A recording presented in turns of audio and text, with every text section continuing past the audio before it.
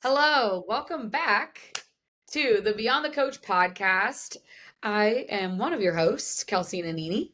And I'm Chris Sweet. I'm really excited for this episode because if you're watching, you can see a little video of Coach Jayne, who is here to join us today. And we are so excited to chit chat with Jayne, just get you guys a little bit of introduction into her, who she is. And then we're also going to talk about a really exciting topic, just to brag on Jayne for a little bit, because I don't know if she will, but she has competed in so many different sports. She was a collegiate athlete.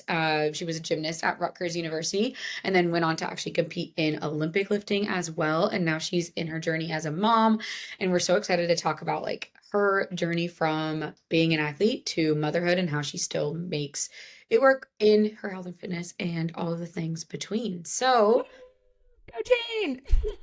welcome, Jayne, Jayne. what's it like to be our first guest and to already be just flexed on entirely for the first? Honestly, a lot of pressure. I feel like I don't think I realized that I was your first guest. I forgot. So I will live up to it the best that I can. I hope you're so honored. Honestly, you're just gonna set a bar. Like every other guest is gonna come on and be like, "Oh shit, I gotta be just as good as Jayne was." Yeah, Obviously. obviously. Well, Jayne, why don't you start telling us just about your journey as far as like in your perspective, your fitness journey, how you've kind of evolved into being a coach today? Yeah, awesome. Okay, so I grew up a gymnast. I literally started when I was 6 years old. I started, my mom coached cheerleading, so I technically started doing all the things before I was six. And then I wanted to get into gymnastics. I saw it. We were at a gym, and I was like, I want to be on the beam. And my mom was like, no, you're going to do cheerleading. And I was like, I think I want to do gymnastics. So she put me in, thankfully. And I did that throughout my whole life. I was actually homeschooled from seventh grade through 12th grade, so I can train a lot more hours in the gym and just reach my goal, which I knew by like age 10 that I wanted to get a scholarship to college. So that's what we worked for. Okay, yeah. So I wanted to reach my goal to go to get a scholarship to college. So I started homeschooling in seventh grade, and I was at the gym with like seven other girls, all different ages, and we would train from like 8:30 in the morning. We would school from like 1 to 3 p.m. and then go back and train from like 3 until 7 or however long it took us to finish our assignment. So we trained a lot and worked hard and went through college. And college is like your reward for getting through gymnastics before like that at that young age. So it was a lot more fun in college. However, I did gain a ton of weight when I went to college. I think it was a reduction in the amount of hours I was training, plus like food freedom, not really being as restricted as I was as a young gymnast. As you know, it's a little bit more about body image and, fitting in a leotard, and they're a little bit more strict with nutrition. So I guess I gained a lot of weight in college because of that. And I was always looking for the next thing, like how to lose weight, and no one could help me. I feel like it was just up to myself to be able to do that. So 4 years went by, and I graduated college, and I was now at my heaviest I was ever at. I was so uncomfortable with my body. I got 3 ankle surgeries throughout my time in college, and the last one was my senior year, and I just didn't exercise. I was like, I'm burnt out from gymnastics, from working out all the time. So I stopped anything. Like, I didn't go out.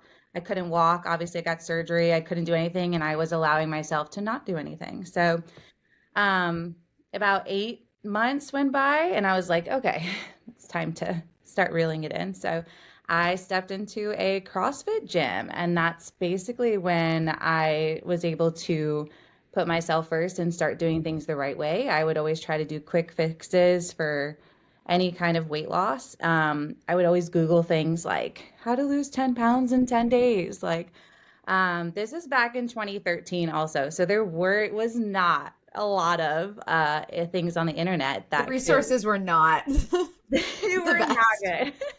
Not reliable. Macros definitely weren't a thing. And the best, like quote unquote, best advice I got from a registered dietitian when I was at college was like to eat 1,200 calories to lose weight. And I just didn't understand even what that meant. Like, I think my fitness pal just came out. So anyway, I'm old. So here we are. So I started CrossFit and really got into that, really got into nutrition, trying to do things the right way. And I immediately started coaching CrossFit because I knew that my gymnastics background could be of use. And I love doing that. So went right into coaching and started my own journey, obviously, of losing weight. And it took probably about 2 years. I didn't step on the scale. I was like, I'm done with that. I'm just going to focus on getting stronger and eating well. And I finally felt my best after like a year and a half, 2 years. And yeah, I mean, I can keep going. I transitioned. Should I keep going into what happened next? I was gonna say, yeah, like your just overall evolution. Go for it. Yeah. Okay. Well, yeah, from there. So I think it's like I actually met my husband at CrossFit, and in 2015, we decided to switch to weightlifting. So I we actually wound up moving out to Oregon to just train with a coach for just weightlifting, just for fun. We were young, we had no responsibilities, and we were like, let's just do it. We had no jobs. I don't, honestly, looking back, we had no money either. So I don't really know how we survived, but we did. Just goes to show when there's a will, there's a way. You always figure it out.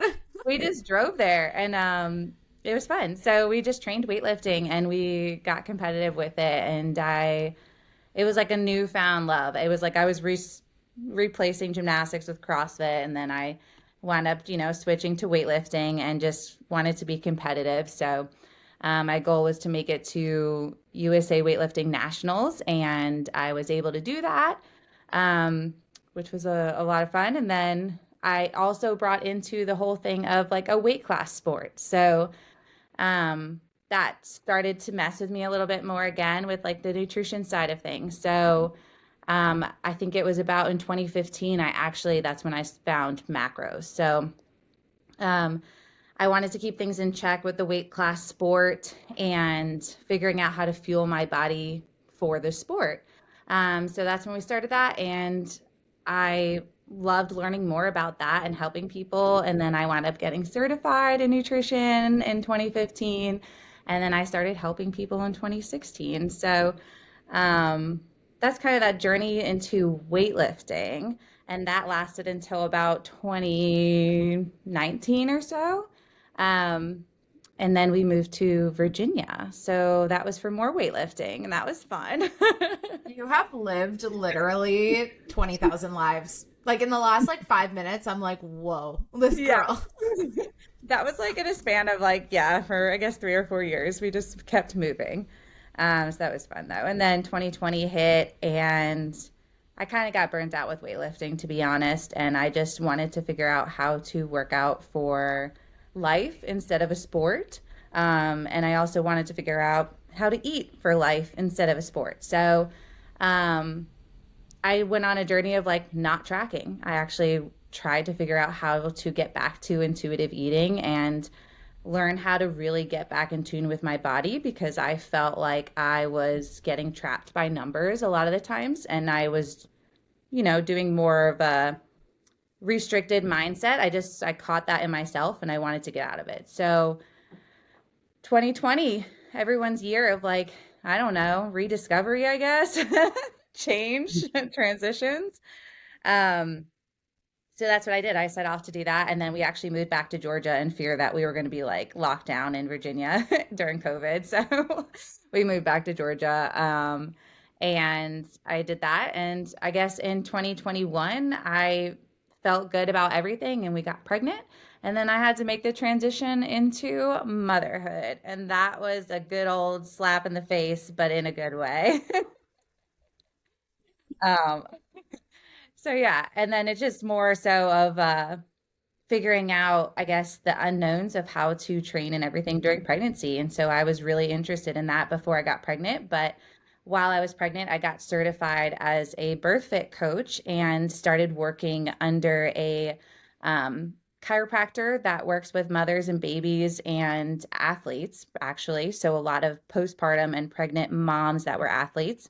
And I started working with them, and they started doing birth fit classes for pregnant and postpartum moms. And then I got certified and started running those classes by myself. And it was so fun to see everyone go through that journey of rediscovery after being an athlete and then going through pregnancy and now postpartum and seeing those changes in your body and feeling them. And it is a huge identity crisis, honestly. But being able to be with everyone and help them through it, it was amazing. So I was able to do that and then help myself through it as well. Um, so yeah, that's pretty much like, I will say that the best thing that I could have done was take the time before getting pregnant to figure out how to transition from being an athlete to trying to train for life.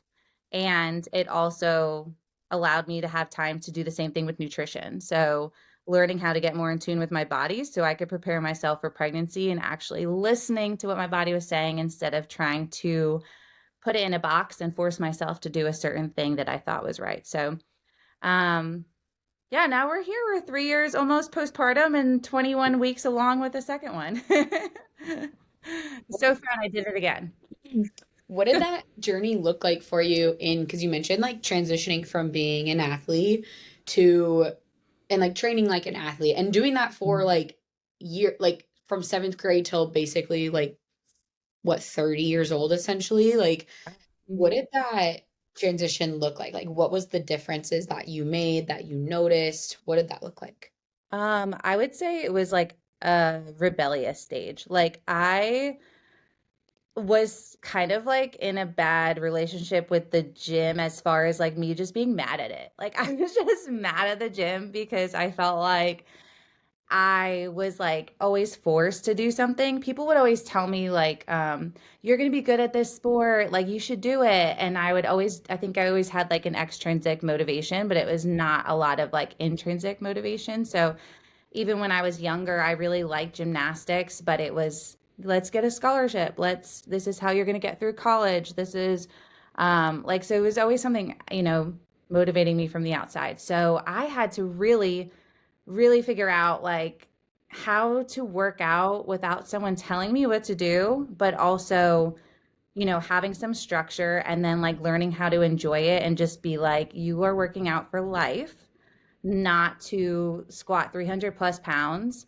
or get a scholarship or be on stage or whatever it might be. And that was like a huge shift for me. It took a really long time to battle that inner athlete. And so it was tough. It was a lot, but it is a lot of work in general just to start a journey and to transition into the next one. So constant work, but I will say that motherhood also helped me like redefine that relationship and figure out like that my body was capable of so much more than just being an athlete.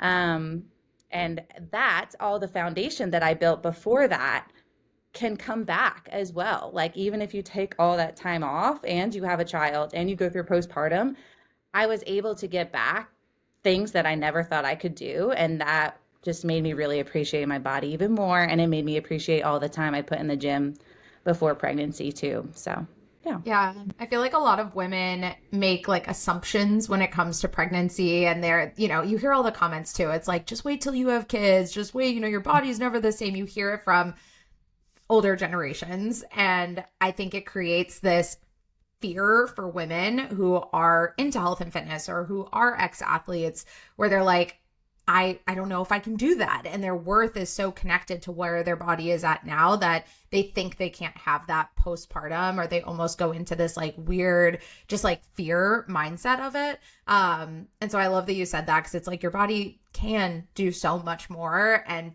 like pregnancy and postpartum, if anything, just proves even further how strong your body is. Because it is so badass to carry a child and deliver a child and raise a kid and go through the recovery journey. Like women do not get enough credit for that. For sure. I actually have a friend right now who's a competitive weightlifter, and she kept pushing back pregnancy because she was like, I just want to hit this at nationals. I want to hit this at this total and I want to be this strong. I just don't think I'm ever going to get back here after a baby. And I was like, Emma, you are like, you've built this foundation. She was also a gymnast. I was like, I've been there and you can get back to that strength. It is wild. You won't feel like you are broken. Like, I promise that first year is going to be a huge transition. But if you do it right after that, you're like back to where you were, like, quote unquote, like if you do this properly. Now, sleep isn't there as much, right? And time, like you're not going to spend 2 hours in the gym all the time, but you will be more efficient with your time. Your body knows what to do. And because of all the work we put in prior to pregnancy, like your muscle memory is a thing and it's going to get back to it. So I try to encourage that because even me myself, I was like, there's no way I'm going to be able to do these things. And now I'm here. Well, I'm 21 weeks pregnant, but before that, I was just shocked. Like I couldn't believe the things that I could do with my core postpartum when I would hear those things, like you said, like, you're never going to feel the same. Like, no, it just won't happen in some people think it'll happen in like 3 months or 4 months or whatever it is. And it's not going to happen that fast, but it will happen. And I'm 34. So it's not like I had a baby at 22 and then bounced back. You know what I mean? Quote unquote. What does that look like in like terms of strengthening your core? Like what are things that you started to do? Because obviously like just by nature of like 20 plus years of like strengthening your core through CrossFit, through gymnastics, through Olympic lifting, but like preparing for pregnancy, did it differ? And postpartum, like how did that core work differ? And I think too, for people listening, I think oftentimes we think of core work as just like crunches and sit-ups, but like how is it different? The translation from obviously using a barbell or like I'm not like really privy to gymnastics terms, but like the bar and even parallel bars, like all those different things, like how does it translate and how is it different? Yeah, that's a great question. So when you're younger in gymnastics, we do a lot of those things like hollow holds and V-ups and leg lifts, like all the traditional like open and close movements to gain that core strength. But also gymnastics in general is going to build core strength because you're flying through the air. You have to squeeze every muscle of your body. If you don't have strong anything, you're just going to flail and not go anywhere, right?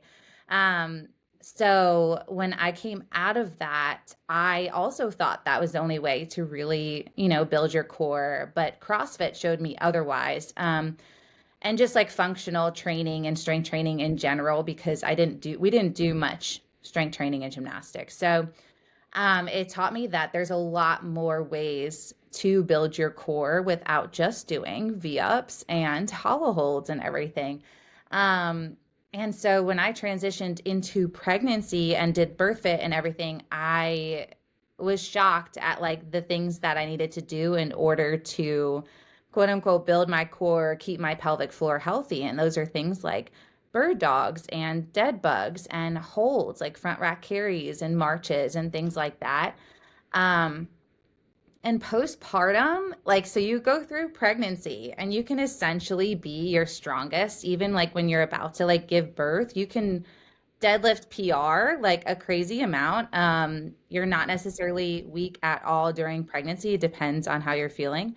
But postpartum is wild. So when that baby comes out of you, I remember being so scared. I laid on my back to like feel my stomach, and it was just like I thought my hand was going to go through to the floor. Like I was like, where is everything? I know, like, not to scare you guys, but I'm like, I was I terrified. can't wait to do 5 years from now when Kelsey and I have both had a child and we can revisit this conversation. We'll rewatch this. We'll do like a before and after. It'll be like 5 years later. It'll be a great episode. It's insane. Oh my gosh. Yeah, no, that actually would be really funny. Yeah, like I like was going, they're like, do belly massages, right? So that's like a really good thing to do postpartum to get the blood flow and stuff. And I was like, I had to like close my eyes and like, I don't know, I just had to get my mind off of it while I did like a 1 minute belly massage. And I was like, I'm not touching my stomach again, at least till tomorrow. Like, I can't do that. It was so scary. So what happens is your baby is like, I mean, when they come out, you think about how big they are. Your organs have to go somewhere, right? So they're like squished all over the place during pregnancy. And then postpartum, it's not a slow thing. Your baby just like comes out, not that easily. I wish it was just like that. Can we reenact that up? Yeah, just Like just slides right Slides on out. right out. just walks on out. It's crazy. They like your organs are just floating, like they're just in space at that point, right? So you need time for them to get back together. And I was immediately like, this is not gonna happen. Like I understand like now what people are saying when you talk about things not getting back to normal. And so it was more of like trust what your body knows how to do, right? Like you've worked up to this point, but also your body is made to give birth. And it's also built to get back to where it was. So something we learned in Birth Fit also is that diastasis recti, it's like the space in between your abs, right? Like when they separate during pregnancy, which is normal. It should happen. We have to make room for the baby. Babies are born with that. So we already healed it once and we can do it again. It's not anything that we need to be concerned about. We just need to do the proper birth, like breathing mechanics. And if you watch a baby go from like birth to 1 year old, you'll see them do all of the basic movements we do. They do dead bugs, like quote unquote dead bugs. They do like these side planks, like when they're trying to learn how to roll over, right? And like sit up and everything. So it's just bringing us back to the basics that we've already done when we were born.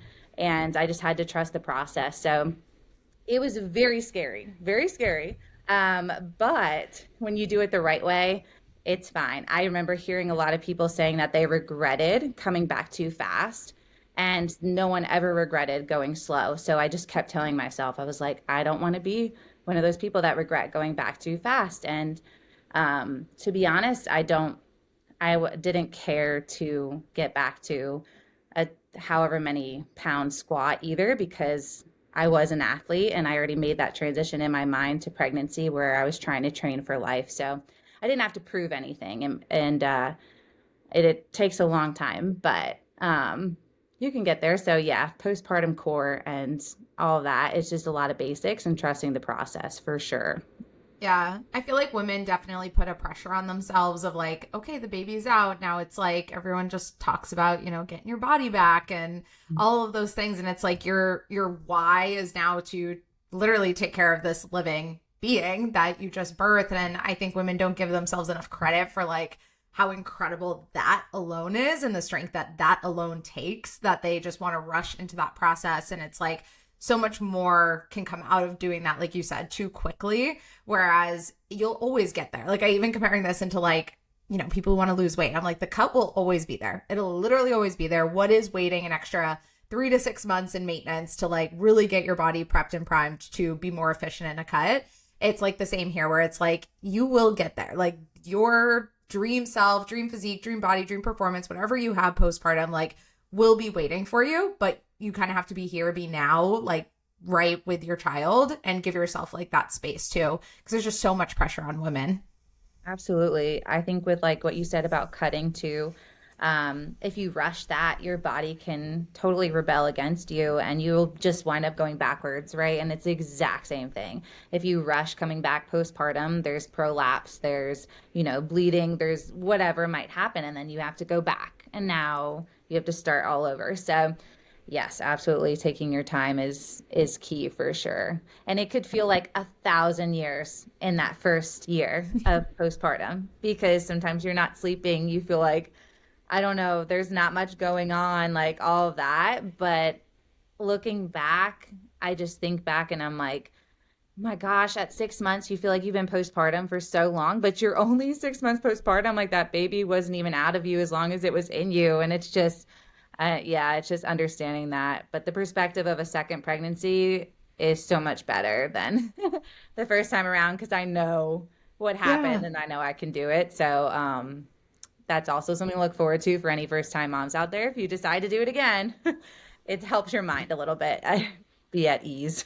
Absolutely. Was there any misconceptions, whether that was with like pregnancy or postpartum, that like you've heard or that you had, and then once you went through it, you were like, oh, this isn't as bad as people say, or this isn't what they've made it up to be? Like, were there any misconceptions you kind of like got to battle in that?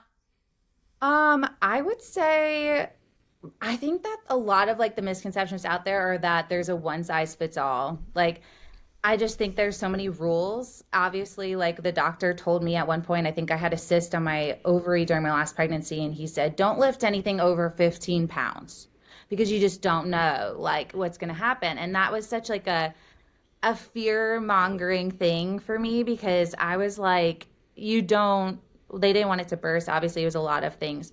But like 15 pounds, like I take all my groceries in it with one hand. Like, what am I, how cautious am I actually supposed to be during this? And it wound up like resolving itself, but then they told me like don't lift more than 30 pounds just in general, not because of the cyst. And I was like, but I would squat over 200 pounds. Like, is that, are you giving me the same advice as someone who doesn't lift at all? Yeah. Yeah. And so like those kinds of things were like obviously put into play. And I thankfully know a lot more going into it where I knew how to trust my body and not like take that as the end all be all of answers. But there is like they will even tell you like with nutrition, they'll say stuff like you need to really watch your like blood sugar during this time, so keep carbs really low. And I'd be like, are you giving this advice to people who don't know anything about nutrition? Because that's terrifying. Like, what are we doing? So anything like that, as far as like nutrition and fitness go during pregnancy, we are capable of way more than what they say. I think they're just all covering their butts, to be honest. Like if anything Really?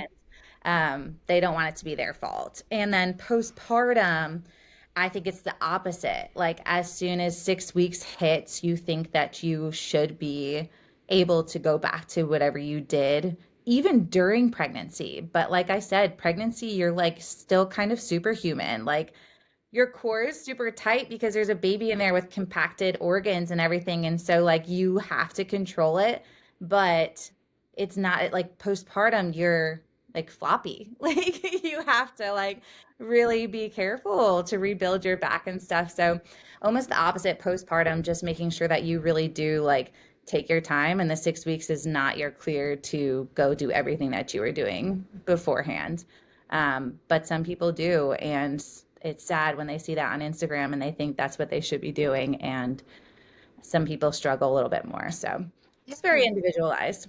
Yeah, definitely. I think it's also comical because what doctors take like no nutrition and fitness certifications, and it's very generic advice that they're being given and learned because obviously they're there to learn the medical side of things, not like to be a fitness coach, nutrition coach. My best friend, she's pregnant right now, and she was given just very generic advice of like, just go eat healthier, just go eat better, just go do this. And she got very overwhelmed by the advice. She's like, well, what is that? Like, what does that even look like? And meanwhile, she can only stomach a bowl of cereal for dinner. She's like, I feel this pressure to, do something that my body right now is kind of honestly not wanting to do. And I think there's just a lot of pressure and generic advice kind of being given where it's not a lot of specific guidance, and women can feel very alone in that journey. Yes. And that's why, like, I went out to seek like my own, like, I always say that, like, I would love to just go to school to become a doctor and become like a physical therapist and all these things just so I can help myself because I feel like I just can't get like these doctors to help me. But, anyway, that's why I seeked out the birth fit certification because I was like, I need to learn more and be able to be this resource for other moms. Because if I'm in this field and I don't know, like, about postpartum, like recovery and everything, then how are people who aren't even in this field going to like really help themselves in the best way possible? But yeah, it's difficult. Pregnancy is so interesting too because like there's no way to effectively research a pregnant woman because it's like who's willing to go under a study and just like do something that could potentially harm your baby. So and I feel like there's so many old wives' tales. Like I used to have a client I trained in person and she was so fit. She was just like very like high up athletically and just could do like everything. Like you told her to do something in the gym and she's like in, but then got pregnant and was like, I'm afraid to do this. I'm afraid to do that, but I want to. She's like, I know I can. And one thing was, I would have her do like before pregnancy, we'd like jump with a medicine ball and like explosively like slam it on the ground to focus on power. She's like, I don't think I could do that anymore. And I'm like, she's like, I was told I can't like jump and slam a ball. And we were just talking about things you could and couldn't do. And I'm like, but you were doing it prior to pregnancy. And so obviously like we have to listen to your body, but like even medicine ball slam, she was afraid to like go overhead and slam. Baby came out perfectly fine, perfectly healthy. She was perfectly fine. And so it's just like such interesting like concept and just things you hear, rumors, myths that you can't do certain things in pregnancy. Now, obviously there are certain things, especially in like second trimester, to be careful of, but like what are things that maybe you heard of certain exercises that you're like, well, I mean, it just depends on, I know you were talking about this on the story yesterday for Apex. So I'd love for you to like elaborate a little more on just like things in pregnancy that if doing things already, like what that looks like in pregnancy and how it could differ. Yeah. So, one thing I did emphasize too on the story in Apex was that um, what you do prior to pregnancy really, really matters a lot more. Like what you do during pregnancy matters. Don't get me wrong. It matters a lot. And I think it's about learning your body and like learning about how to like do everything nutrition wise and everything too. So yeah, postpartum, I mean, sorry, before pregnancy, what you do definitely matters like so much more. So I was thinking that about like nutrition and of course like exercise and building your muscles and everything to prepare your body for pregnancy. Because I say that because a lot of people during pregnancy, like you hit that first trimester and you're really, really, really, really tired. It's a different kind of fatigue. It's not that you just need a nap. Half the time your brain and body won't let you nap. It's just that your body is literally building a human, so it is so tired. It's like doing a marathon 24/7. Like you're just always like your body's always doing something and like you have no control over it. So you can't be like, "Hey body, take a break. Like I need like an hour just for you to chill so that I can live." So when you've done all the things prior to pregnancy, now you're in pregnancy and you're like, I feel like I can't work out, or I feel like I can't eat more than a bowl of cereal, like your friend. Like I just can't keep anything down. That's out of your control. Um, but what like the nutrients that you provided your body and your gut and your like muscles and everything is going to carry over into pregnancy. So you can't start in pregnancy, right? Like you can't just get pregnant and then all of a sudden be like, "Oh my gosh, I need to dial it in now. I need to start eating vegetables. Now I need to start training for like running." Like it's just that's not the case. So anyway, so with that, I don't even remember what the actual question was or exercises that were off. Sorry, that were off limits. Honestly, this went in a great direction. I feel like This women it did need go need to perfectly. hear this because I tell women all the time, like, it kills me as a coach to hear someone be like, "Oh, well, I'm not going to sign up for coaching because I plan to get pregnant in the next 6 months." And I'm like, that's every reason to sign up for coaching because I don't think women realize how important the proactiveness is in pregnancy because they just think, "Oh, well, I'll get pregnant. All my work will have been wasted. My body's going to change." Like, I think that's also just like the, almost just, what's the word I'm looking for? Like, what we've been programmed to know our whole life is that, your body's going to change. And again, you're not just wait till baby's here, wait till you see how your body is, and you're never going to be the same. Like there's all these different misconceptions of pregnancy that exist that make women feel like, well, there's no point because I'm going to get bigger and the scale's going to go up anyway. So what's the point of working on myself? And then they come out of postpartum and they start becoming those people where they're like, well, I'll start on Monday. I'll start on Monday. I'll start on Monday. And now you've built a vicious cycle for yourself where you get to be proactive. And I just wish so many women like could see that. And I love that you said earlier, you're like training for life. Like that is definitely a huge transition I've had in my own journey is instead of training to deadlift 300 pounds, I want to be able to be the mom on the soccer field playing with her kids. Like I never want to be the parent who has to sit on the sideline because I didn't take care of myself when I was younger because that proactiveness is everything. Absolutely. And like people need to remember that like it takes so long to build muscle. It takes so long. Like you need to put in the effort, the work. And the same thing happens postpartum. People will literally be like, well, you know what? We're gonna have a second one. We might as well just do it now before like I get my quote unquote body back and then have to go through it again. And it's like, no, like you need to get your quote unquote body back so that you're going into this next pregnancy healthy, not in a deficit. Like your body needs to rebuild before going through all of that, like I don't want to say trauma, but the postpartum trauma with your body, like it needs to heal. And it is wild how people just like keep popping them out just for that reason. And now there's other reasons, like of course there's age and there's, time and money, whatever it might be. But I mostly hear I don't want to get my body back and then get pregnant again. And I'm like, that's the main reason why we have to do that. That is so crazy. I love following accounts like, there's two that stand out to me, and they're people who have had one. Actually, I think they're both on to their third kid now, and they're just strong women. They still deadlift in pregnancy. They do everything normal in pregnancy, and I love seeing them because like that's the example I wish more women had of just like seeing women not be. I was saying about this earlier while you were speaking on like the doctor stuff. It's like not feeling like you're wrapped in bubble wrap. Like you don't have to like be so afraid of every little thing that you do because your body, like women do not get enough credit for what our bodies are built to literally be resilient through. Like we are resilient as fuck over here with just going through pregnancy and what your body can manage and what it can survive.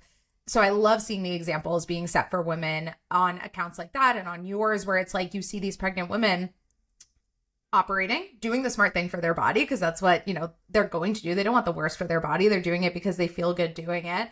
But they didn't become those women by just suddenly starting during pregnancy. They became those women by building these foundational habits that help them throughout pregnancy, helps with delivery, helps with postpartum. And I think it just helps with your mindset a lot when you go through that prior to pregnancy. Yes. And I think that like those types of people also are the ones that think that exercising is just for losing weight or losing body fat and stuff too. And I will say too that I was always strong, obviously from gymnastics. You get really, really like, I feel like looking back, I'm like, it's like inhumane strength. Like Yep. I just didn't realize it. Our And little beast over here. You're like, I just have this strength. I was meetings that like standards, like my husband, I just be like, why can't you just do that? Like, I don't understand. And like, it was an unrealistic expectation about being around gymnasts my whole life, I guess.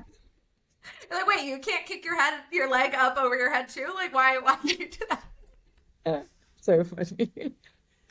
It's like, so yeah, looking back, I'm like, okay, I didn't realize, right? And then postpartum, I felt so weak. Like it was such a change because of all like the different things your body goes through. But I felt so weak that I was like, I never want to be back here again. Like I will obviously postpartum, but I was like, it was my motivation to keep training for life. Like I need to be able to be strong. I was like alone with Harper all the time and she'd be strapped to me. And I was like, if I can't defend myself in any situation and God forbid something happens to not like my child, it's not just about me anymore.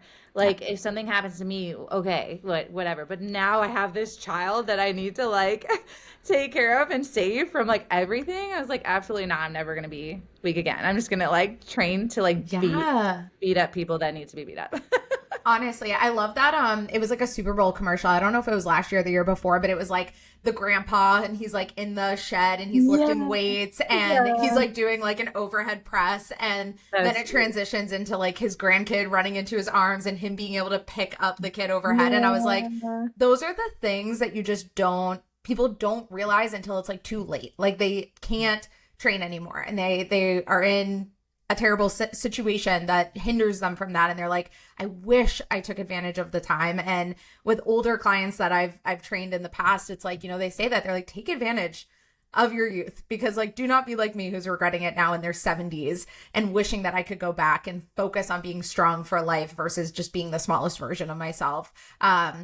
But I love that. I also want to be the mom who can kick anybody's ass in a ring. I want my kids, like I want my reputation and my kids' friend circle to be like, oh, your mom's like a badass. Like she can do cool things.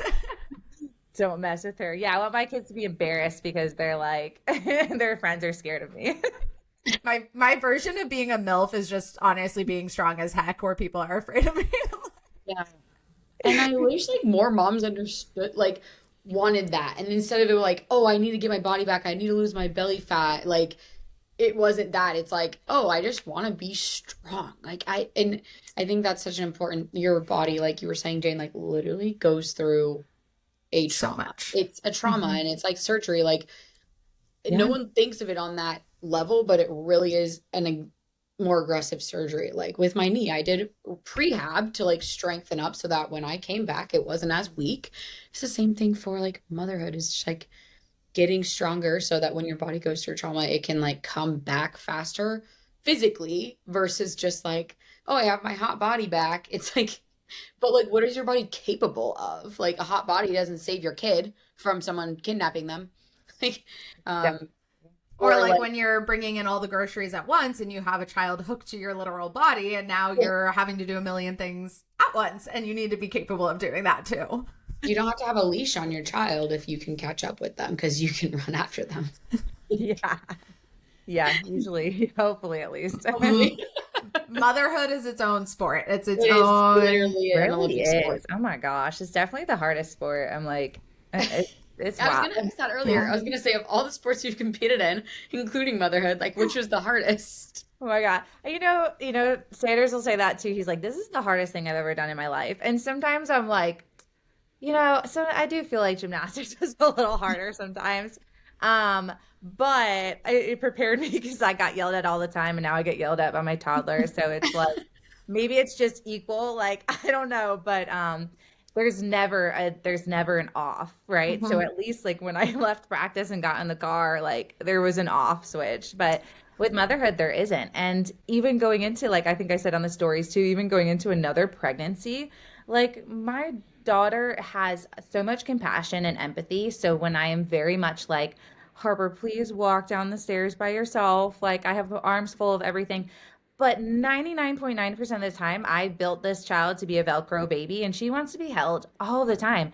And she's 35 pounds and you're like, I have to put it here. I have a belly. So I was she's going to say, plus you've got a bowling ball in your belly, Yeah, plus you have 35 pounds on your hip. Like that is strength training in and of itself. yes, like your heart literally. rate is already higher, like being pregnant. And so, like, now you're climbing up the stairs with the child, and she's trying to climb me, like, it's not as comfortable because her legs don't wrap around me the same. And I'm just like, I can't.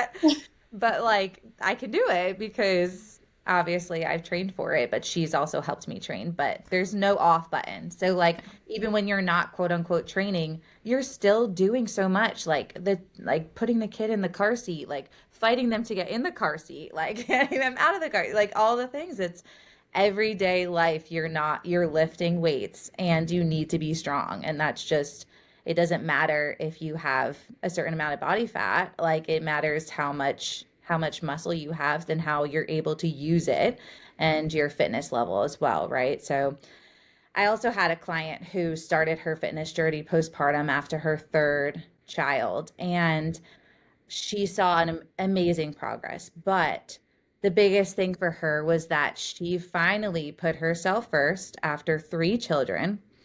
She was like, that is my mental outlet that she just didn't realize she needed. And she was like, she's also a kindergarten teacher, which she's around children all day long. I know she's just a saint.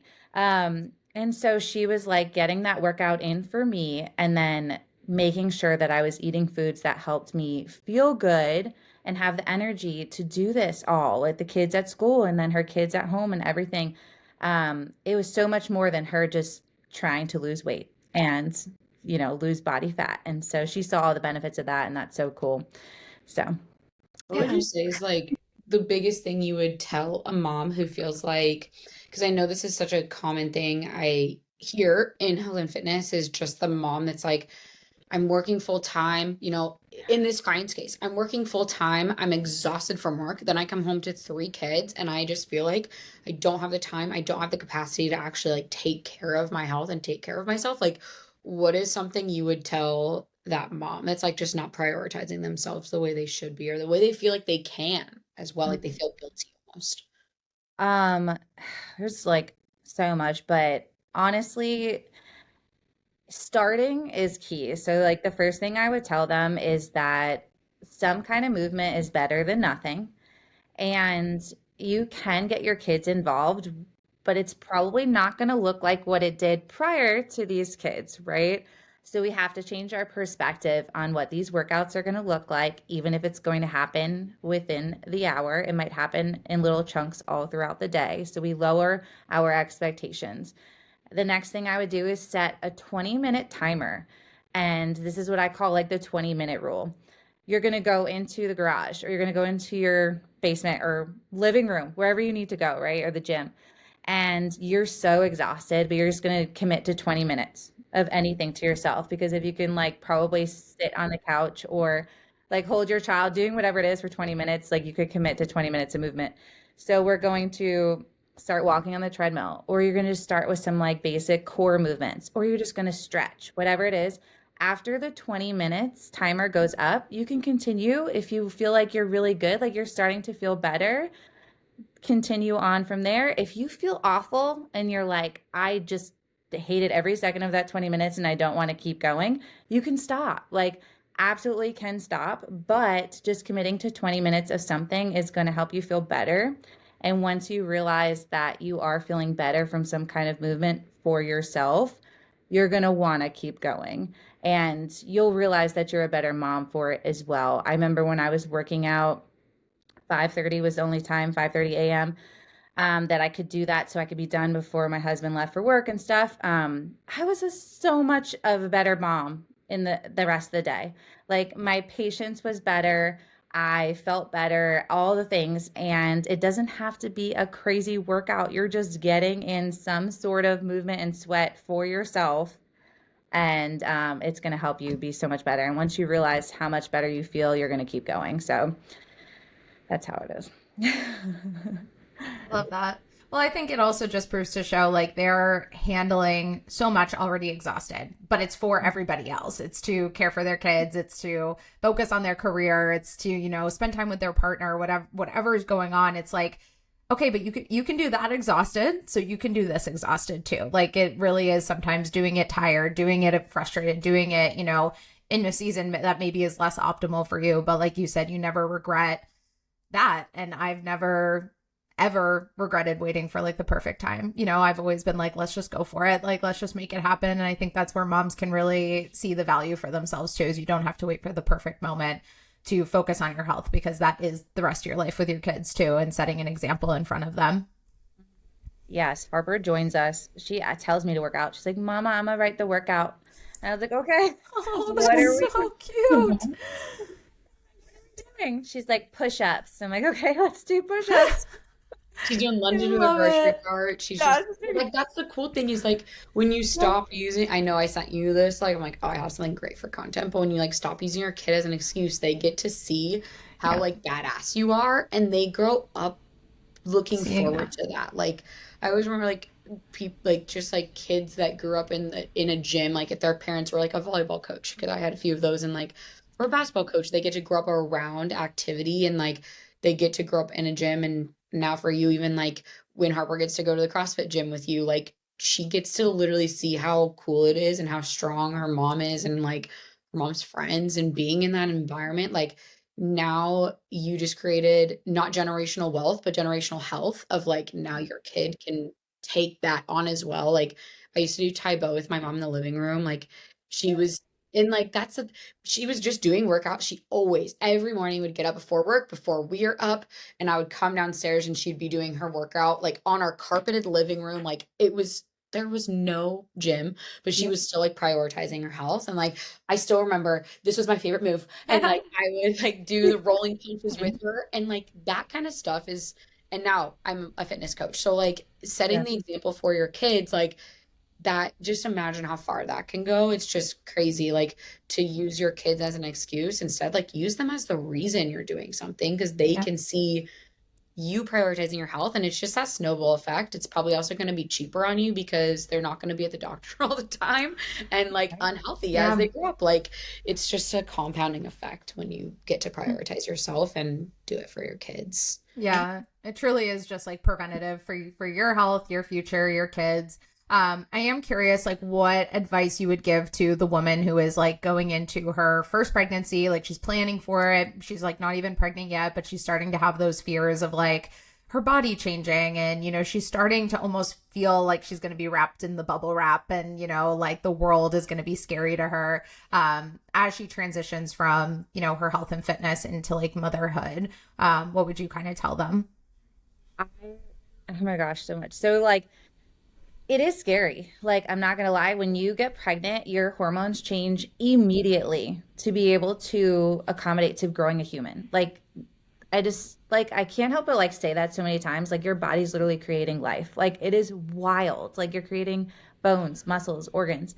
Um, and it's a big change. So you will immediately, most of the time, sometimes not, feel the changes happening. And it can mess with your head a lot. Like you can just, I know this is my second pregnancy. I'm 21 weeks in, and I would be like, I feel so much bigger. Like, what is happening? I just feel like, I don't know, it just happens so much faster, right? Um, but you really need to tap into your intuition and your instincts like very early on. If you have been working out, you know how you felt before pregnancy, and now you need to listen to what your body is telling you now. If something feels weird, you don't have to do it, but it could feel weird today and it might not feel weird tomorrow. So we're not going to push to a maximum like 100% all the time. You have to show up as you are today, but listen to your body. Literally, it will tell you everything that you need to know, and it will change every day, like even throughout the day. So you need to like adjust things accordingly to that as well. But it's not something that you should fear because your body is made to do it. It's going to do it whether you're ready for it or not. It's going to change. You're going to grow a human. So you just need to try to figure out what you can and can do. You will immediately know the feedback. Like you will try something, it's not going to be great.